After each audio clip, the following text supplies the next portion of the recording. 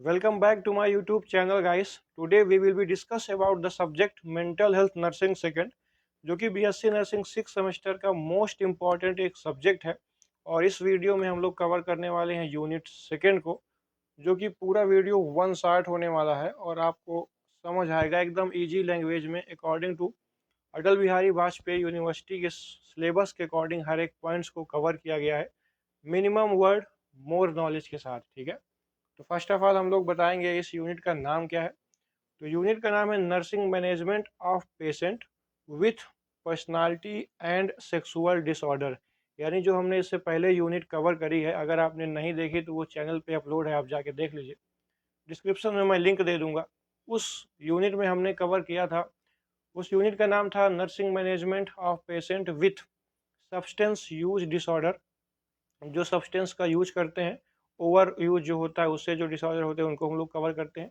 यहाँ पे हम लोग कवर करने वाले हैं सेकेंड यूनिट, इसमें पर्सनालिटी और सेक्सुअल डिसऑर्डर को फोकस किया गया है। लेट्स स्टार्ट क्या है इस यूनिट में। फर्स्ट ऑफ ऑल हम लोग कवर करेंगे इंट्रोडक्शन। इस चैप्टर का क्या, इस यूनिट का क्या इंट्रोडक्शन है। तो लिखा है personality and sexual disorders affect a persons thinking, emotions, behaviour and relationship and daily life. एकदम बच्चों वाली लैंग्वेज में लिखी है कि पर्सनालिटी और सेक्सुअल डिसऑर्डर दोनों अफेक्ट करते हैं पर्सन की थिंकिंग पावर को, इमोशंस को, बिहेवियर को, रिलेशनशिप को और डेली लाइफ को। ठीक है भैया, फिर से सुनिए कि पर्सनालिटी डिसऑर्डर और सेक्सुअल डिसऑर्डर क्या करते हैं कि किसी भी इंडिविजुअल्स या पर्सन की थिंकिंग, इमोशनल, बिहेवियर, रिलेशनशिप और डेली लाइफ को डिस्टर्ब करते हैं। ठीक है, कोई डिटेल नहीं है, एकदम नॉर्मल ओवरव्यू वाली डिफिनीशन है। सेकेंड सुनिए क्या लिखा है। लिखा है mental health nurses play a important role in assessment, treatment, counselling, rehabilitation and family education. यानी जो मेंटल हेल्थ नर्सेस हैं, जो एक्सपर्ट नर्सेस हैं, वो मोस्ट इम्पॉर्टेंट अपना रोल प्ले करती हैं किसमें, असेसमेंट में, यानी कि चेक करने में कि आपको क्या प्रॉब्लम है, और ट्रीटमेंट में फिर उसके अकॉर्डिंग आपको ट्रीटमेंट देंगी, काउंसलिंग देंगी कि कैसे आपको उसको छुड़ाना है या अवॉइड करना है। रिहेबिलिटेशन का मतलब होता है, ये फर्स्ट यूनिट में भी कई बार ये वर्ड आया है। तो रिहेबिलिटेशन का मतलब होता है कि जो कंडीशन आपकी पहले थी उसी कंडीशन में लाना, जिससे आपका सोशल और ऑक्यूपेशनल जो वर्क है वो डिस्टर्ब ना हो। ठीक है, एंड लास्ट वन है फैमिली एजुकेशन, यानी पेशेंट के साथ साथ हमको फैमिली को भी एजुकेट करना है। ये इसका इंट्रोडक्शन है और यही इसी टाइप की डिफिनीशन भी हो सकती है जो कि नीचे लिखी गई है। अब हम लोग कवर करने वाले हैं पर्सनालिटी डिसऑर्डर की डिफिनीशन, आखिर क्या है। दरअसल में पर्सनालिटी जो है वो पर्सोना वर्ड से मिलकर बना है। ठीक है, तो उसमें हम लोग पर्सनालिटी का मतलब होता है वे ऑफ एक्शन, क्या आपका तरीका है रहने का, थिंकिंग का, उसको हम लोग पर्सनालिटी बोलते हैं। तो पर्सनालिटी डिसऑर्डर में क्या लिखा है वो कवर करने वाले हैं। लिखा है personality disorder is a long term pattern of abnormal. जो पर्सनालिटी डिसऑर्डर है वो एक लॉन्ग टर्म पैटर्न है। किसका लॉन्ग टर्म पैटर्न है? एबनॉर्मल थिंकिंग का, एबनॉर्मल फीलिंग्स का, बिहेवियर्स का, that occur problem in relationship, work and social life. एकदम बच्चों वाली फिट डिफिनीशन आ गई, इसमें कोई लोड नहीं और कोई इसको कट नहीं कर सकता। ठीक है, तो ये लॉन्ग टर्म पैटर्न है एबनॉर्मल थिंकिंग, फीलिंग्स और बिहेवियर का, जो हमारी रिलेशनशिप, वर्क या सोशल लाइफ में इम्पैक्ट डालता है, बुरा प्रभाव डालता है, उसको हम लोग बोलते हैं पर्सनालिटी डिसऑर्डर। ठीक है भैया। अच्छा, क्या क्या इसमें आएगा, कैसे हम लोग जानेंगे। फर्स्ट ऑफ ऑल ये जो इनफ्लेक्सिबल होता है, यानी इनफ्लेक्सिबल का मतलब क्या है, हिसाब से बोले तो रूढ़ी, जिद्दी टाइप का, किसी की मत सुनना, एकदम अड़े रहना। ठीक है, और दूसरा है कि माल अडेप्टिव। दरअसल में अडेप्टिव जो वर्ड है, अडॉप्ट करना, अडेप्ट करने की अगर आपके अंदर क्वालिटी नहीं है, माल अडेप्टिव है मतलब आप तनिक भी ढलेंगे नहीं अकॉर्डिंग टू सिचुएशन, तब आप बन सकते हैं, तब आप में जो है पर्सनालिटी डिसऑर्डर हो सकता है। अगला है परसिस्टेंट, आप एकदम जिद्दी हैं, जो आप चाह लिए वही करेंगे, तब भी प्रॉब्लम होगी। अगला है different from culture expectations, cultural में आप जो है पार्टिसिपेट नहीं करेंगे, या जो भी फैमिली या ओकेजनल या फिर कोई मोहल्ले में ऐसा कुछ प्रोग्राम है आप वहाँ पार्टिसिपेट नहीं करेंगे, तो पर्सनालिटी डिसऑर्डर होने के चांस होते हैं। ये आपकी डिफिनीशन थी। और ये क्या है, पर्सनालिटी में बिहेवियर क्या चेंज होगा वो हमने देखा। इनफ्लेक्सिबल होगा मेल अडेप्टिव होगा, परसिस्टेंट होगा और different from cultural expectations. Okay, second one जो है अगला point, according to your syllabus आप चेक करते रहिए, पूरा सेम टू सेम मिलेगा, कहीं बाहर से नहीं है। लिखा है प्रिवलेंस एंड इंसिडेंस, ये क्या है सुनिए। और इसकी जो डिफिनीशन है वो मैं फर्स्ट यूनिट में बता चुका हूँ। इसमें इसमें जो है मेन मोटिव क्या है वो सुनिए। लिखा है personality disorders are seen in about 10 to 15% of general population. जो जनरल पॉपुलेशन में इनकी जो क्वांटिटी है वो 10 to 15% है। ये डिसऑर्डर जो है होते हैं, ज़्यादा नहीं, बस 10 से 15% होते हैं, लेकिन फिर भी ये बहुत बड़ा अमाउंट है। और ये कहाँ होगा, तो ये मोस्ट जो कॉमन है वो साइकाट्रिक हॉस्पिटल या फिर प्रिजन्स, जो जेल में रहने वाले कैदी हैं या जो साइकाट्रिक हॉस्पिटल में रहने वाले मेंटल पेशेंट हैं, उनमें ये ज़्यादा देखा जाता है। ओके, प्रिवलेंस के बाद हम लोग आगे बात करेंगे। इंसिडेंस ये किस में होगा, तो ज़्यादातर ये एडोलसेंस में होगा, और जो अर्ली एडल्टहुड है उनमें ये प्रॉब्लम आएगी। ठीक है, इंसिडेंस दो चीज़ में सिर्फ होगा, एक होगा एडोलसेंस में और दूसरा होगा अर्ली एडल्टहुड में। ओके, मुझे नहीं लगता इसमें कुछ एक्सप्लेन करना है। और मोस्ट इंपॉर्टेंट जहाँ से क्वेश्चन बनेंगे वो ये आ गया, लिखा है classification of personality disorders. Okay भैया, क्या क्लासिफिकेशन है, तो याद रखिएगा कि जो पर्सनालिटी डिसऑर्डर है वो 3 पार्ट्स में या 3 क्लस्टर में डिवाइड है। ठीक है, जो पर्सनालिटी डिसऑर्डर है वो 3 क्लस्टर में डिवाइड है। जो पहला हम लोग नाम देंगे cluster A, cluster B, cluster C. Cluster A को हम लोग बोलते हैं ऑड या इसेंट्रिक, इसेंट्रिक इसेंट्रिक ऑड या इसेंट्रिक, क्लस्टर ए को बोलते हैं। और हम लोग क्लस्टर बी को बोलते हैं ड्रामेटिक या फिर इमोशनल। ओके, और लास्ट में क्लस्टर सी को हम लोग बोलते हैं एनजियस और फियरफुल। ठीक है, ओके भैया, अब हम लोग कवर करने वाले हैं पहला को क्लस्टर ए, जिसको हम लोग ऑड या इसेंट्रिक बोलते हैं। क्या है इसमें जो है, कितने पॉइंट कवर करने वाले हैं हम लोग, इसमें हम लोग 3 पॉइंट कवर करने वाले हैं। पहले का नाम है paranoid personality disorder. Okay boss, क्या है पैरानॉइड पर्सनालिटी डिसऑर्डर, तो इसका जो पॉइंट लिखा है वो लिखा है सस्पिशियस नेचर, यानी सस्पिशियस नेचर। इसका मतलब ये है कि वो शक करता रहेगा कि दो लोग बात कर रहे हैं तो मेरे बारे में बात करेंगे। पैरानॉइड का मतलब होता है कि जब जैसे शक करना, शक की बीमारी होना। और अगला है डिस्ट्रक्ट्स अदर, दूसरों पे जो है ट्रस्ट ना बिल्डअप कर पाना। Feels other want to harm them, बताया ना, उसको ऐसे लगेगा कि लोग उसके बारे में सोच रहे हैं, उसको मारने का प्लान कर रहे हैं। तो वो हम लोग कवर करेंगे पैरानॉइड पर्सनालिटी डिसऑर्डर में। ठीक है, ओके। नेक्स्ट पॉइंट अगर ये समझ आया है तो नेक्स्ट पॉइंट लिखा है सीजॉइड पर्सनालिटी डिसऑर्डर। सीजॉइड पर्सनालिटी डिसऑर्डर का जो पॉइंट है वो लिखा है सोशल विड्रॉल। और अगला लिखा है इमोशनलेस बिहेवियर, प्रेफर आइसोलेशन। यानी इसमें जो है सीजॉइड में क्या होता है, पर्सन एकदम आइसोलेट हो जाता है, उसको दुनियादारी से, मोहल्ले से, सोशल कोई उससे मतलब नहीं होता। इमोशनलेस बिहेवियर होता है उसको, उसको किसी के हार्म होने से या किसी को नुकसान पहुंचाने से उसको ज़्यादा टाइम नहीं लगता सोचने में, वो एकदम इमोशनलेस हो जाता है। वो जो भी वर्ड बोलता है सामने वाले को बुरा लगे या जो लगे, उससे उसको मतलब नहीं है। ठीक, सोशल विड्रॉल हो जाएगा और आइसोलेट हो जाएगा, मतलब समाज से एकदम दूर हो जाएगा, खुद में अपना लगा रहेगा, इमोशनलेस हो जाएगा। ये था सीजॉइड। और अगला लिखा है सीजोटिपल। सीजोटिपल, टाइपल नहीं पढ़ सकते इसको, सीजोटिपल पढ़ेंगे। और सीजोटिपल पर्सनालिटी डिसऑर्डर में क्या दिया है, स्ट्रेंज थॉट्स एंड बिहेवियर। इसमें जो है मैजिकल बिलीफ्स होते हैं और difficulty in relationship, relationship build up करने में बहुत डिफ़िकल्टी होती है। मेजर पॉइंट इसका यही है कि इसमें डिफ़िकल्टी जो है होती है रिलेशनशिप्स को बिल्डअप करने में, उसको हम लोग बोलते हैं सीजो टिपल पर्सनालिटी डिसऑर्डर। मैं फिर से रिकॉल करता हूँ, हमने अभी पढ़ा क्लस्टर ए, ऑड या फिर इसेंट्रिक। इसमें 3 आएंगे। पहला है पॉइंट पैरानॉइड, दूसरा है सीजॉइड और लास्ट वन है सीजो टिपल। जो पहले वाले में है उसमें लिखा है कि उसको शक की बीमारी रहेगी, लग रहा है कोई उसको मारने वाला है, उसके बारे में जो है गलत सोच रहा है, उसको हार्म पहुंचाने वाला है।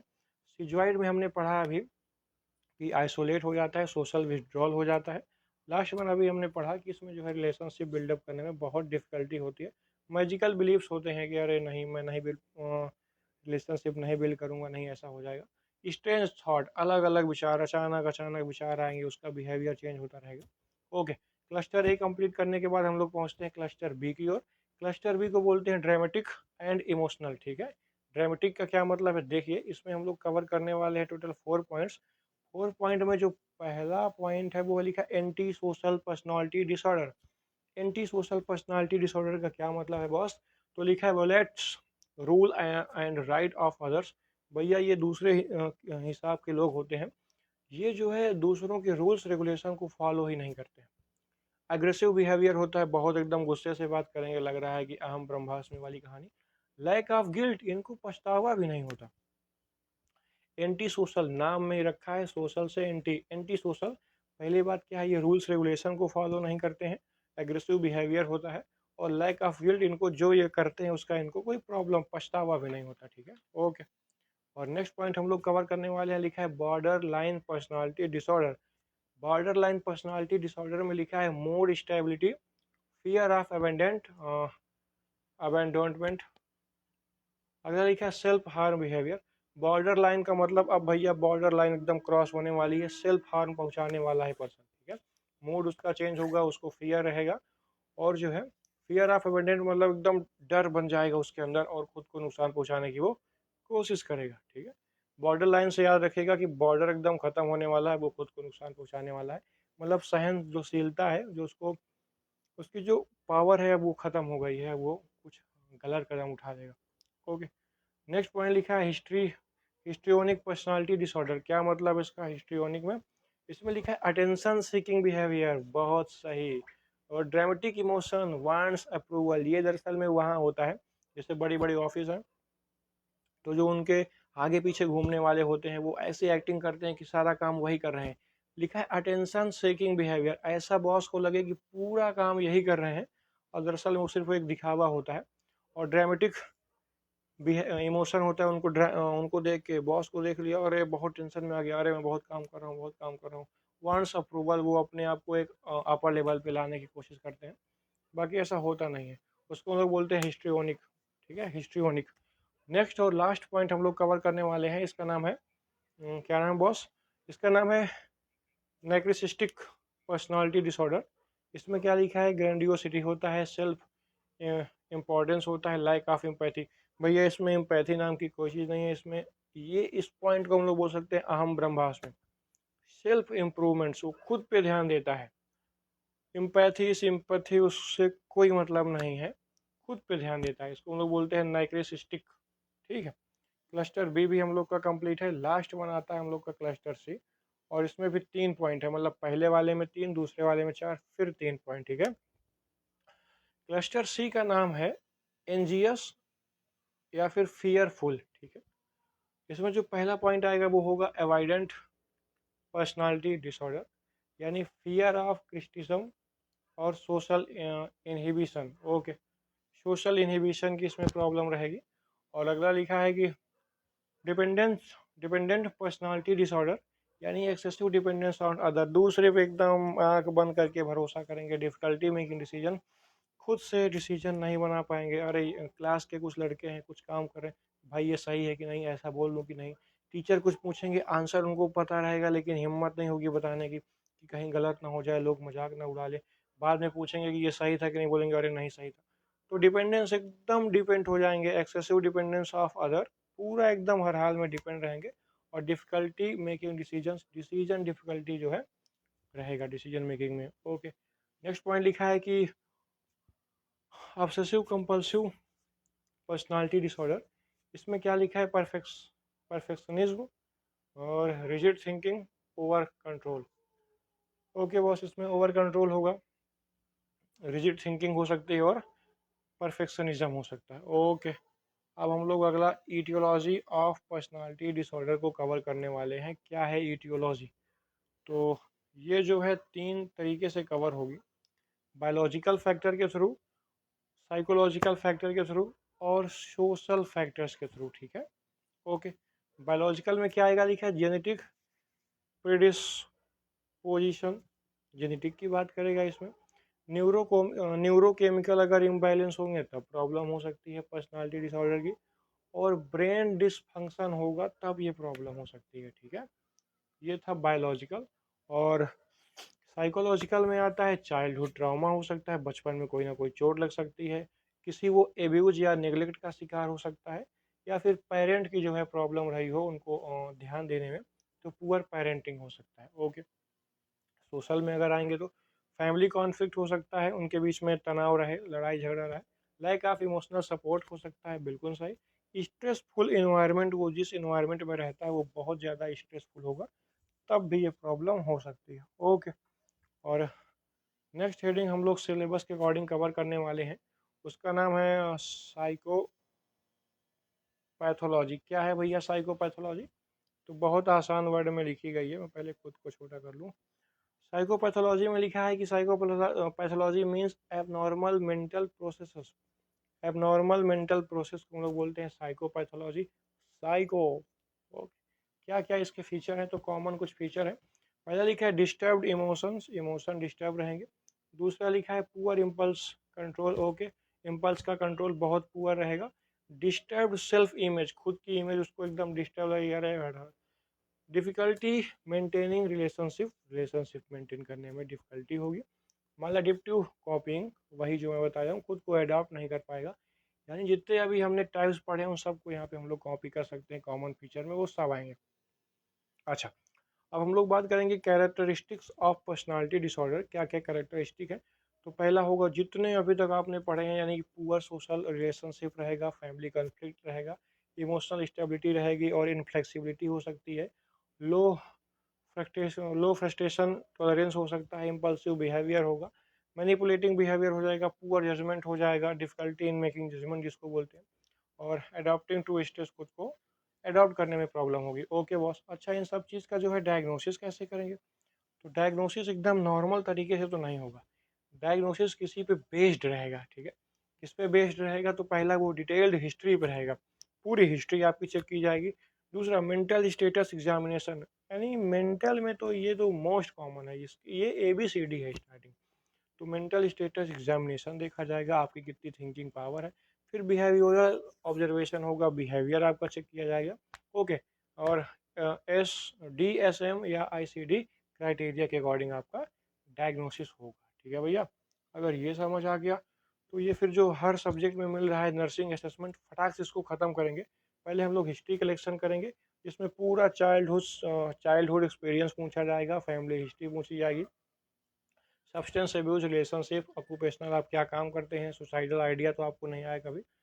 ओके, अगला जो है फिजिकल असेसमेंट में क्या आएगा? फिजिकल असेसमेंट में हम लोग मतलब पूरी बॉडी चेक करेंगे, तो स्लीप पैटर्न आपका कैसा है, न्यूट्रिशन आप सही से ले पा रहे हैं या नहीं, सब्सटेंस यूज कैसा है, उसका ओवरडोज तो नहीं है, और न्यूरोलॉजिकल प्रॉब्लम्स तो आपको नहीं होती हैं। ओके, फिर आएगा मेंटल हेल्थ असेसमेंट।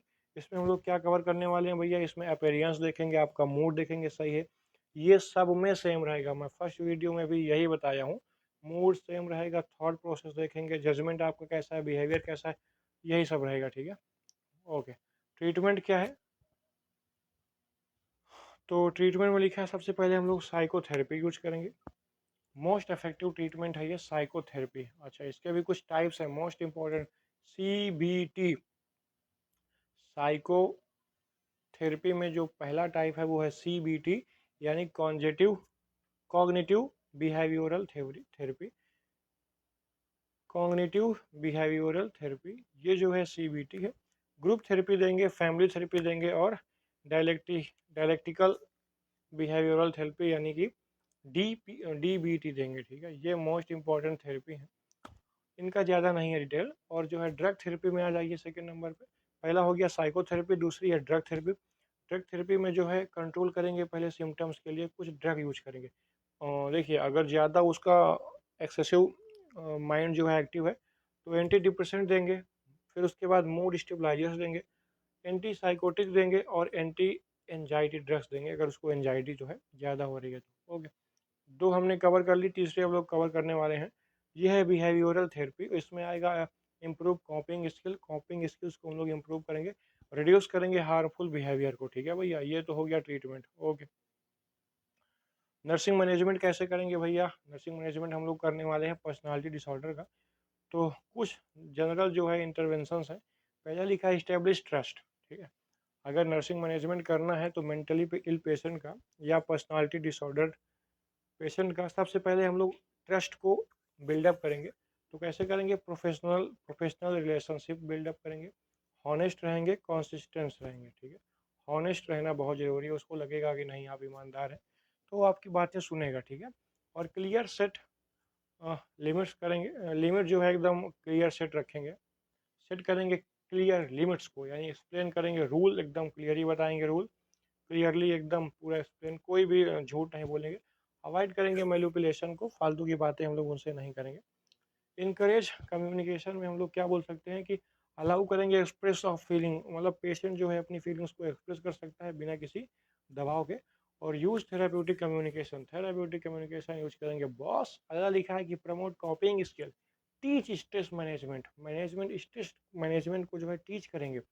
इनकरेज करेंगे प्रॉब्लम सॉल्विंग को, ठीक है, कि आप प्रॉब्लम को सॉल्व करिए धीरे धीरे, तो आप हमसे बताइए, हम आपकी हेल्प करेंगे, ओके। और मोस्ट इम्पॉर्टेंट जो है ना कि खुद की जो है हार्म से, सेल्फ हार्म से प्रिवेंट कराएंगे कि कहीं जाके सुसाइड ना कर ले। तो मॉनिटर करेंगे सुसाइडल अटेम्प्ट को, पेशेंट्स को मॉनिटर करेंगे कहीं वो अकेले छत में तो नहीं है, या रूम पे जो पंखा है कोई रस्सी लेके तो नहीं गया है, ऐसे करके। और इंश्योर करेंगे उनकी सेफ्टी को लेकर इंश्योर करेंगे, कहीं बेड से ना गिर जाए तो रील लगा देंगे। और जो टाइल्स हैं वो एकदम क्लीन नहीं रखेंगे, मतलब क्लीन रहेंगी, उसमें जो है एकदम स्मूथली नहीं होनी चाहिए कि उनका पैर से गिर जाए वो लोग क्योंकि मेंटली इल पेशेंट हैं तो कुछ भी हो सकता है। इम्प्रूव सोशल स्किल जो है उनकी इम्प्रूव करेंगे, जैसे कि ग्रुप एक्टिविटी में उनको हम लोग पार्टिसिपेट करवाएंगे कि घूमिए टहलिए, और टीच करेंगे इंटरपर्सनल रिलेशनशिप्स को, स्किल्स को। ये जो पूरा हमने पढ़ा ये पर्सनालिटी डिसऑर्डर था, उसके टाइप था, उसमें थेरेपी थी, ट्रीटमेंट था, और जो है उसके मैनेजमेंट था, ओके। अब हम लोग कवर करने वाले हैं भाई सेक्सुअल डिसऑर्डर को, बहुत इंपॉर्टेंट है, बहुत इंपॉर्टेंट, यकीन मानिए पूरे चैप्टर में यही दो हैं। तो क्या है सेक्सुअल डिसऑर्डर? सेक्सुअल डिसऑर्डर की डिफिनीशन लिखिए कि sexual disorders are disturbance in sexual desire, behaviour और फंक्शनिंग कॉजिंग डिस्ट्रेस और इम्पेयर्ड फंक्शनिंग।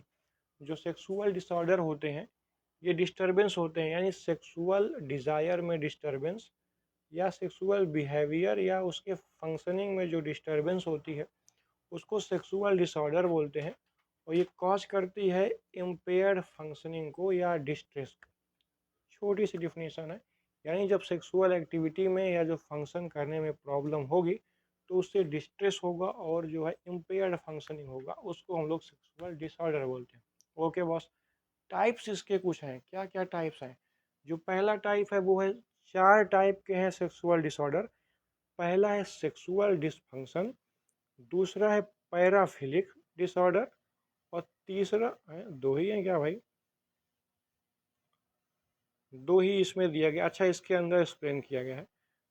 तो जो टाइप ऑफ सेक्सुअल डिसऑर्डर, तो सेक्सुअल डिसऑर्डर पहला हो गया डिसफंक्शन, दूसरा हो गया कि पैराफिलिक, दो इसके और हैं, अभी मैं आपको इस टाइप्स को मैं नीचे कमेंट में पिन कर दूंगा, आप लोग देख लीजिएगा। तो सेक्सुअल डिसफंक्शन में क्या दिया है, लिखा है, पहला पॉइंट लिखा है इरेक्टाइल डिसफंक्शन, यानी जो पेनिस का सेक्सुअल टाइम इरेक्टाइल में अगर प्रॉब्लम आएगी तो उसको लोग इरेक्टाइल डिसफंक्शन बोलेंगे। इसमें क्या होता है कि डिफ़िकल्टी होती है मेंटेन करना इरेक्शन, इरेक्शन को बराबर मेंटेन करने में डिफ़िकल्टी होती है, ओके। अगला लिखा है प्री मेच्योर इजाकुलेशन, इजाकुलेशन बहुत जल्दी हो जाता है, डिजायर अगर है सेक्सुअल की तो उससे पहले ही प्री मेच्योर टाइम के पहले ही जो है इजाकुलेशन हो जाएगा, जिससे कि डिस डिसफंक्शन होगा सेक्सुअल एक्टिविटी में। इसमें लिखा है कि early ejaculation during intercourse, intercourse में जो है तुरंत ही इजैकुलेशन हो जाएगा, ये भी एक प्री मेच्योर इजैकुलेशन के अंदर आता है। अगला लिखा है female organism orgasm orgasmic disorder, difficulty achieving orgasm, female को जो है ऑर्गेजम को अचीव करने में डिफिकल्टी होती है, तो ये भी उसी में आएगा। और अगला लिखा है कि सेक्सुअल डिजायर डिसऑर्डर, यानी कि आपको उसकी इच्छा ही नहीं है, reduce interest in sexual activity, sexual activity में आपकी इच्छा ही नहीं है, तो वो भी सेक्सुअल डिजायर डिसऑर्डर में आएगा, ओके। सेकेंड नंबर लिखा है कि पैराफिलिक डिसऑर्डर। तो पहला पॉइंट ये रहा मोस्ट इम्पॉर्टेंट, ये जो चार पॉइंट दिए हैं ना बॉस, यही है सब कुछ, इसी को मैं पिन करने के लिए शायद बोल रहा था। पहला लिखा है एक्सहिबिशनिज्म, एक्सहिबिशनिज्म, एक्सहिबिशनिज्म क्या है ये? Expose of genitals to stranger, किसी स्ट्रेंजर या अजनबी को देखकर जेनाइटल्स को हमको क्या करना, एक्सपोज करना। अचानक आप ट्रेवल कर रहे हैं या कहीं जा रहे हैं तो आप ऐसे अपोजिट जेंडर को देख के जो आपके अंदर सेक्सुअल डिजायर आती है उसी को बोलते हैं एक्सिबिशनिज्म। एक्सिबिशनिज्म एक्सिबिशनिज्म। दूसरा लिखा है फेटिसिज्म। फेटिसिज्म में लिखा है सेक्सुअल अट्रैक्ट टुवर्ड ऑब्जेक्ट, किसी भी ऑब्जेक्ट को देखकर, वो कभी कभी नॉन लिविंग थिंग भी हो सकता है। सच कहूँ तो क्लॉथ, फीमेल के क्लॉथ ज़्यादातर। तो sexual attraction toward object non living होगा मोटा मोटा वो, जैसे कि क्लॉथ्स हो गया, उसको फेटिसिज्म बोलते हैं। और अगला लिखा है ओयोरिज्म। और ओयोरिज्म में क्या दिया है, इसमें लिखा है watching others secretly for sexual pleaser. इसका क्या मतलब है, तो इसमें ये लिखा है भाई कि वॉचिंग अदर्स सीक्रेटली मतलब सेक्सुअल एक्टिविटी करते हुए किसी को देखना, उसको हम लोग वोयेरिज्म बोलते हैं। कि watching others secretly for sexual pleaser, अपने खुद के सेक्सुअल प्लीजर के लिए आप चुपचाप किसी को वॉच करें, उसकी सेक्सुअल एक्टिविटी को देखें, तो वो इसमें आ जाएगा, ठीक है, वोयेरिज्म में आएगा। अगला लिखा है पीडोफीलिया। पीडो मतलब होता है बच्चा, तो sexual interest toward children, children की ओर जो है सेक्सुअल अट्रैक्शन होगा तो उसको बोलते हैं हम लोग पीडोफीलिया। ओके, अच्छा इसके क्या कॉज हो सकते हैं भाई, कॉज ऑफ सेक्सुअल डिसऑर्डर्स। तो पहला बायोलॉजिकल काज होगा।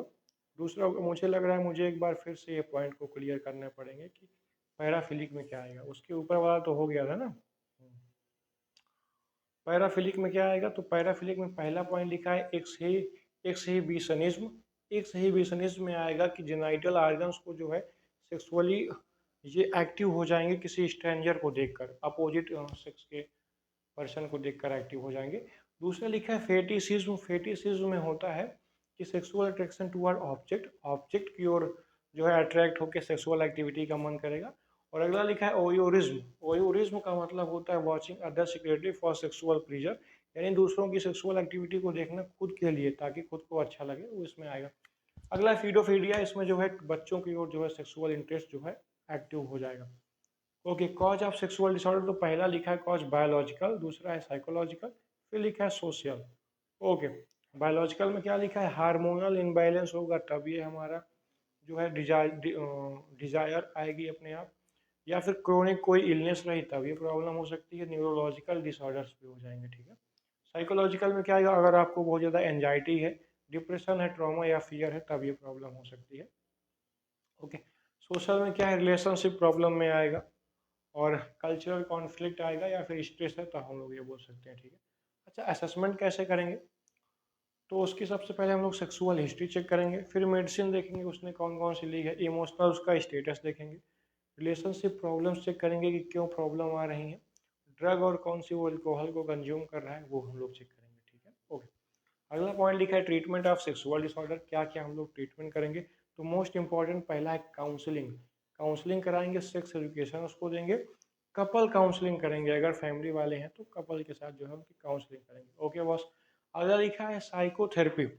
साइकोथेरेपी में कौन सी थेरेपी देंगे, सीबीटी या फिर बिहेवियरल थेरेपी। चार टाइप की है, मैंने ऊपर पढ़ाया है, तो दो हैं, सीबीटी देंगे या फिर बिहेवियरल थेरेपी देंगे, बिहेवियर ताकि उसका चेंज हो सके। अच्छा, क्या क्या मेडिकेशन हम लोग दे सकते हैं, तो हार्मोनल थेरेपी मेडिकेशन आएंगी, एंटी डिप्रेसेंट आएंगे, दरअसल में ये पॉइंट हटना चाहिए, एंटी डिप्रेसेंट हम लोग देंगे, और जो है ताकि माइंड जो है डिप्रेशन से हट जाए। ड्रग्स फॉर इरेक्टाइल डिसफंक्शन, जो इरेक्टाइल इरेक्शन में प्रॉब्लम आती है उसको रिड्यूस करने के लिए, उसका फंक्शन सही करने के लिए हम लोग मेडिसिन देंगे। ओके, अगला लिखा है nursing management of sexual disorder. क्या क्या नर्सिंग मैनेजमेंट हो सकता है, सबसे पहले उसकी हम लोग प्राइवेसी, हमेशा भी किसी भी पेशेंट की प्राइवेसी हमारी फर्स्ट रिस्पॉन्सिबिलिटी है, तो उसकी प्राइवेसी को मेंटेन करेंगे, अवॉइड करेंगे जजमेंटल एटीट्यूड, हमको जज नहीं करना, वो उसका खुद का इच्छा नहीं है, दरअसल में वो डिसऑर्डर है, वो किसी बीमारी से पीड़ित है, तो हम लोग जजमेंट उसका नहीं कर सकते, ठीक है। अगला लिखा है बिल्ड रैपर, ओके। अगला है इनकरेज ओपन डिस्कशन, हम कोशिश करेंगे कि सारी बातें ओपनली पूछें ताकि उसको ज़्यादा डाउट ना हो बताने में, और कोई भी कॉन्फ्लिक्ट उसके बीच में रह ही ना जाए कम्युनिकेशन के बीच में, ठीक है। अगला लिखा है कि टीच हेल्दी कॉपिंग मेथड, एकदम हेल्दी कॉपिंग मेथड का यूज करेंगे तो उसको एक्सप्लेन करने के लिए, और इन्वॉल्व करेंगे पार्टनर, अगर उसकी पार्टनर है और अगर हमको लगता है कि ज़रूरत है तो उसकी पार्टनर को हम लोग इन्वॉल्व करेंगे, और रेफर करेंगे स्पेशलिस्ट व्हेन नेसेसरी। अगर हमारे कंट्रोल में नहीं है तो हम उसको एक स्पेशलिस्ट को जो है रेफर करेंगे ताकि वो और अच्छे से एक्सप्लेन करे, ठीक है, ओके। सिलेबस के अकॉर्डिंग अगली डिफिनेशन हम लोग की आ रही है जेरियाट्रिक कंसिडरेशंस। क्या इसका मतलब है, देखिए ओल्डर अडल्ट में एक्सपीरियंस इस प्रॉब्लम्स जो है ओल्डर एडल्ट कर प्रॉब्लम आ सकती है उनको, तो क्या है जेरियाट्रिक कंसिडरेशंस, तो उसकी पहचान हम लोग करेंगे लोनलीनेस से, जो अलोन रहते हैं उनको ये प्रॉब्लम हो सकती है। डिप्रेशन में जो है उनको हो सकती है, कॉग्निटिव डिक्लाइन जो है उनको हो सकती है, और जिनमें भी सेक्सुअल डिसफंक्शन है वो लोग जो है सफ़र कर सकते हैं जेरियाट्रिक कंसिडरेशंस, ओके। नर्सिंग क्या केयर हम लोग प्रोवाइड करने वाले हैं, तो रिस्पेक्ट करेंगे उनकी, जो उनको प्रॉब्लम है उसको हम लोग ट्रीटमेंट करेंगे। इनकरेज करेंगे सोशल इंटरेक्शन की, आप भैया सोशल में जो है अपना रहिए, सोशल इंटरेक्शन बहुत ज़रूरी है। एसेस करेंगे उनकी फिजिकल इलनेस को, देखेंगे उनके हाथ पैर मजबूत हैं या नहीं, उनमें स्टेमिना है या नहीं।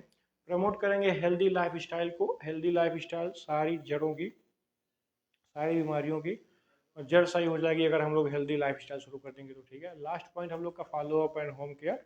होम केयर में क्या क्या हम लोग मेजर करेंगे, लिखा है मेडिकेशंस जो प्रोवाइड की गई हैं उनको हम लोग देंगे। फैमिली का सपोर्ट बहुत ज़रूरी है ताकि स्ट्रेस जो है कम हो सके और हेल्दी रूटीन सही रहे, और counselling follow up time time पे हमको काउंसलिंग के लिए जाना पड़ेगा, ठीक है। रिहेबिलिटेशन का मतलब मैं आपको फिर से बताता हूँ, इसका मतलब ये है कि पुरानी कंडीशन में वापस आना जो बीमारी के पहले रही है, ठीक है, ताकि अपने सोशल और ऑक्यूपेशनल वर्क को आसानी से कंटिन्यू रखा जा सके। तो ऑक्यूपेशनल थेरेपी इसके लिए देंगे, सोशल रिहेबिलिटेशन देंगे, और कम्युनिटी सपोर्ट होना चाहिए इसके लिए, ठीक है, ओके।